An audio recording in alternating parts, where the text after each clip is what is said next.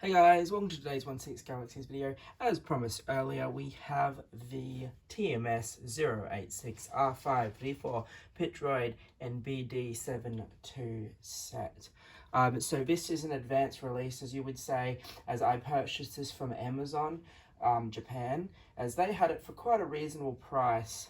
Getting it ahead of Australian retail and waiting for pop culture. So I paid 400 Australian for this, and that's the equivalent of waiting for pop culture's 20% off sale at full retail.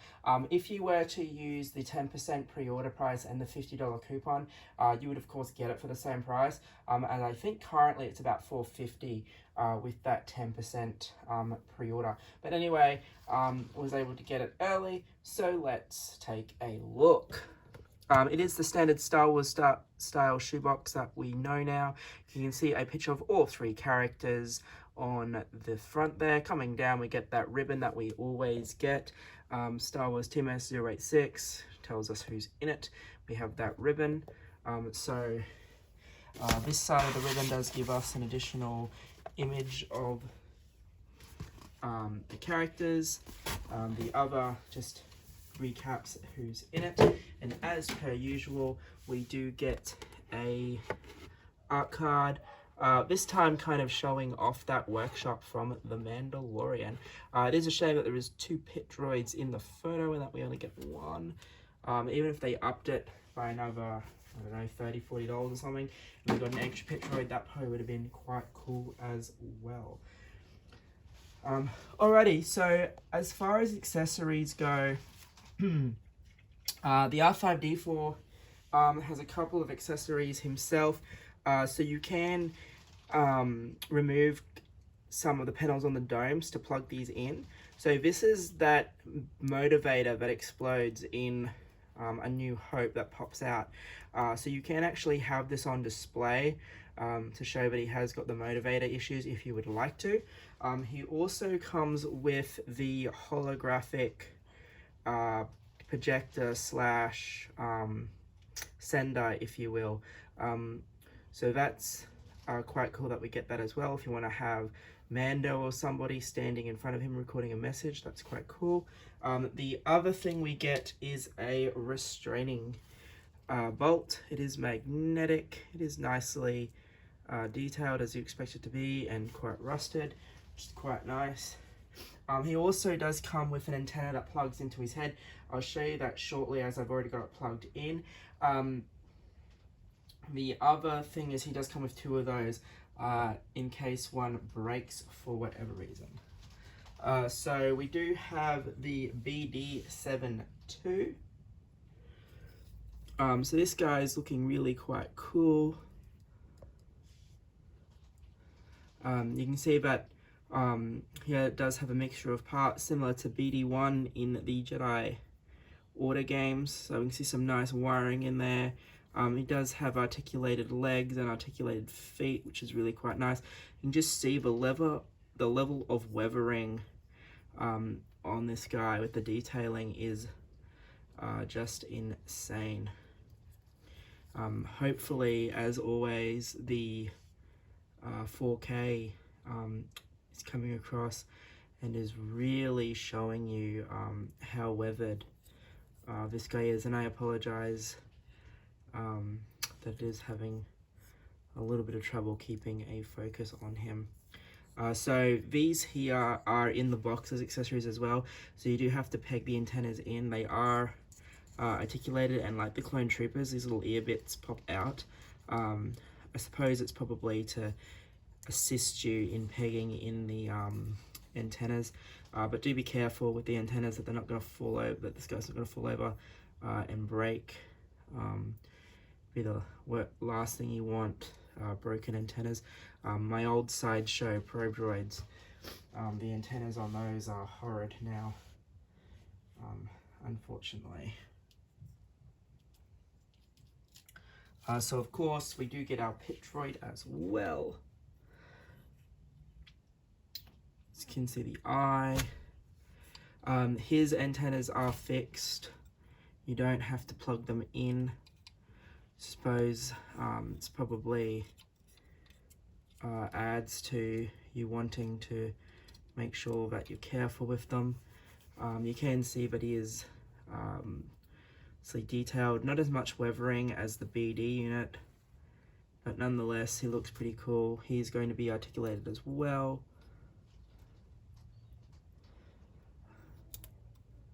The knees and feet, both arms obviously, or on the joints.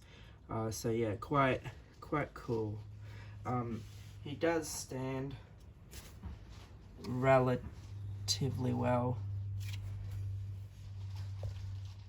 You just probably want to, again, when you're displaying these, you probably just want to make sure that they are in a enclosed detail for, you know, mod case or something.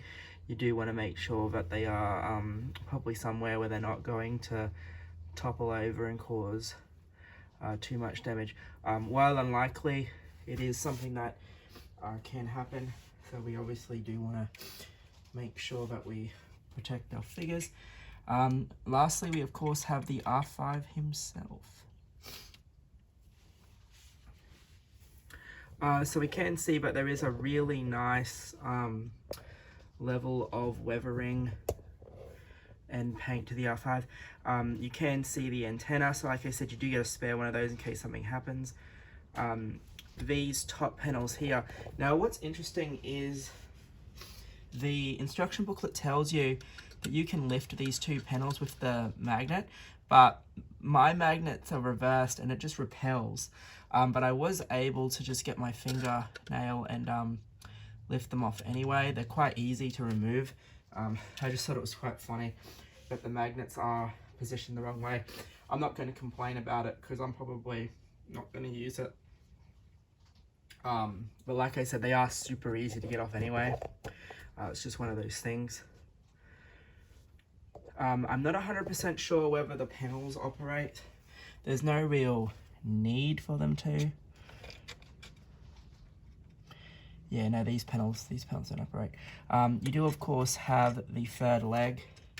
You've just got to push to unclick it, and then voila.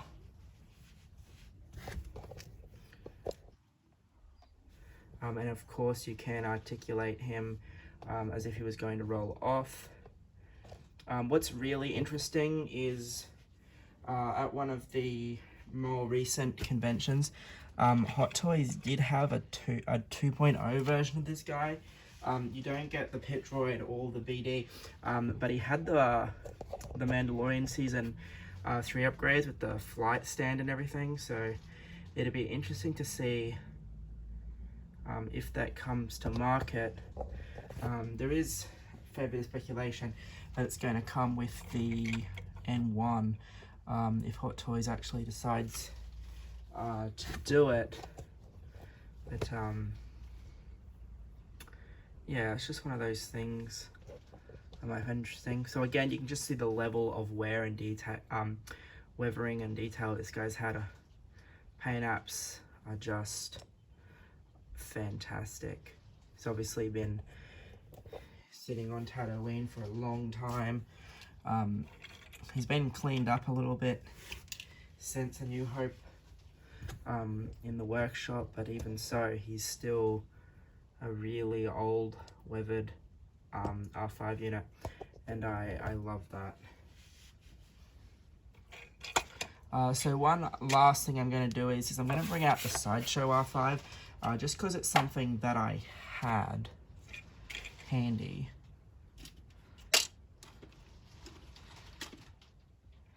So straight away, I would say the Sideshow one, while the Sideshow one feels a little heavier, I would say the Hot Toys one is definitely feels sturdier. You can see the paint app difference almost instantly there. Now the interesting thing is the Hot Toys one has an actual marker where you're supposed to put the restraining bolt. Where the Sideshow one, it doesn't really matter. But the Sideshow one, you have those panels like you do on the R2. And while it's nice that they're there, they just struggle to stay closed. The dome is a lot looser. You do still have the bad motivator, I believe. Just see if I can.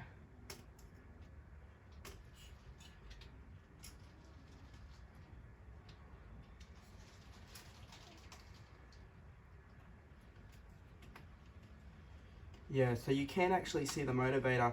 I'm not sure whether it pops up, but it is the exact same. It is the exact same panel that lifts up. Where with the Hot Toys one, you do just remove the panel and then plug in the accessory if you wish. I'm not going to do that, but yeah, I thought it was just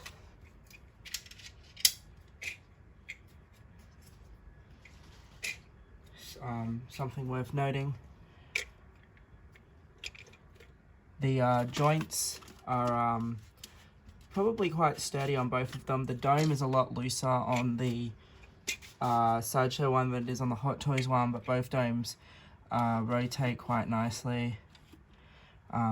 Both have the third leg, operates exactly the same way. However, the Sideshow one, if you're using the third leg, you do need to automatically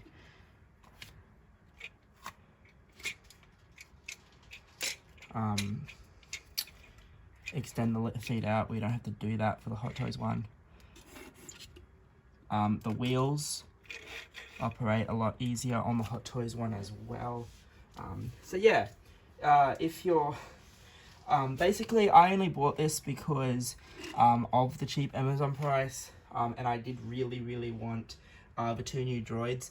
I think it's fantastic that we're getting obscure accessories like this. Love getting anything to do with Jawas or Tatooine or Cantina Aliens, anything. It's quite cool.